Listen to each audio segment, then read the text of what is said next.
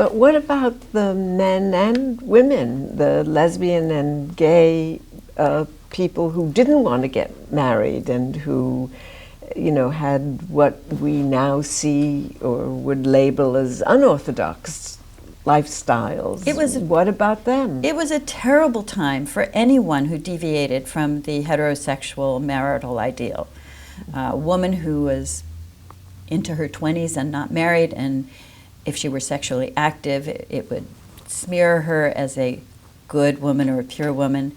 Men, if they got too old without being married, there was a stigma on bachelors that they weren't real men because they weren't responsible for taking care of a family.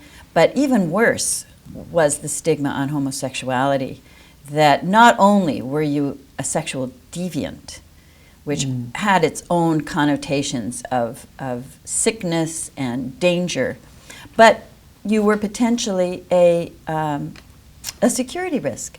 These were the years of what has now come to be known as the Lavender Scare, which was an anti-homosexual movement as powerful and in some ways more powerful than the anti-communist movement at the same time. Tell us something about the Lavender Scare. When did it begin? And in some ways, the Lavender Scare actually began during World War II with an effort to remove gay men and lesbians from the armed services. It was entirely unsuccessful. There were some gay men and lesbians who were removed from the armed services, or at the end they were discharged with something less than an honorable discharge, which also meant that they were not eligible for certain GI Bill benefits.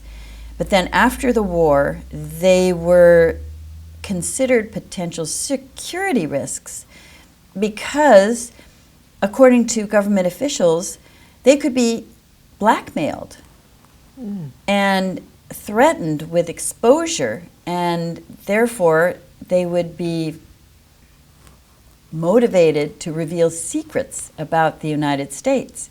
And there were massive purges in the federal government. so people were actually fired for being homosexual or lesbian?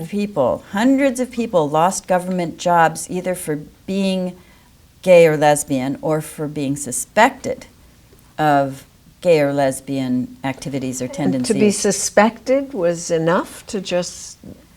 Well, it was hard to get proof. It was hard to get actual proof. So just to sort of, again, create the circle, are we saying that there's a connection between the firing of non-heterosexually visible couples? Because I would suspect that a lot of gay and lesbian couples masqueraded as married. They did. In order to... And are we saying that they were fired for security reasons having to do with the Cold War? Yes, that was a big part of it. In fact, there are government documents.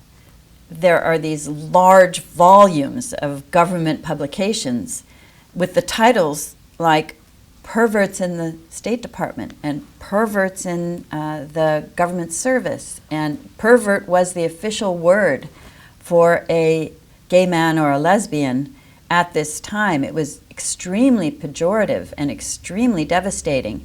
And it was not only in the government employment that this suspicion of gays and lesbians emerged, but also in schools and other kinds of employment where it wasn't so much a fear that they were going to reveal secrets to Soviet spies and agents, but that they were so sexually deviant that they might be a threat to children if they taught in the schools or had other kinds of contacts.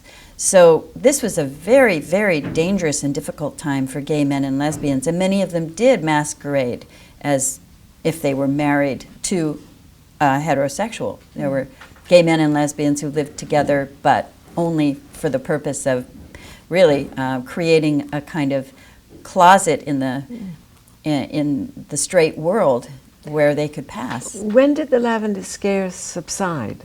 Well, it really subsided. The Lavender Scare, along with the anti-communist crusade and McCarthyism, the Red Scare after World War II, all of those movements, you could say, those crusades, began to decline with the increasing power of the social movements of the 1960s. Feminism, gay rights, the anti-war movement, at the same time that some of the pieces of the Cold War ideology were being challenged by the social movements that were erupting in the 60s, 70s, and on into the 80s, began to erode at least the official persecution of gays and lesbians and others who were seen to be deviant at the time. But as we know, the stigma and the prejudice and bigotry wasn't erased simply when these official efforts at purging declined.